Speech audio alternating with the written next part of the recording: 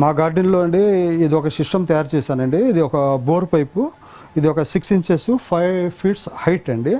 దీంట్లో దగ్గర 16 రకాల చెట్లు ఒకేసారి పెంచుకోవచ్చు అండి.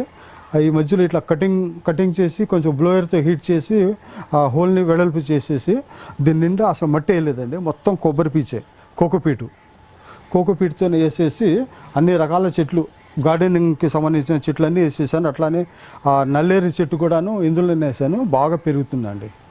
ఇదిగోండి ఫైన్, చాలా బాగుందండి ఇది. అంతకుముందు ఏమైనా ఆకుకూరలు వేసుకునేవాళ్ళం, ఇప్పుడు ఏమన్నా ఆకుకూరలు బయట వేసేసి ఇవి ఏమన్నా దీంట్లో వేసాను అనమాట. దీంట్లో మనం నీళ్లు పోస్తామండి. నీళ్లు పోస్తే దీంట్లో ఎక్సైజ్ అయిన వాటర్ మొత్తం ఈ బాటిల్ వచ్చి పడతాయండి. ఈ బాటిల్ వచ్చిన వాటర్ ఏం చేస్తామంటే మళ్ళీ తీసుకెళ్ళి దీంట్లోనే పైన వేస్తామండి. పైన వేస్తే ఆ వాటర్ మొత్తం మళ్ళీ చెట్లకి వెళ్ళిపోయిద్దండి. అంతేగాని మా వాటర్ మాత్రం వేస్ట్ చేయాలి, ఎందుకంటే దాని మేము చాలా పోషకమైన ఇవన్నీ దాంట్లో వాటర్లో ఉంటాయి కదా, వాటర్తో పాటు అవి కూడా వెళ్ళిపోతాయి అన్నమాట.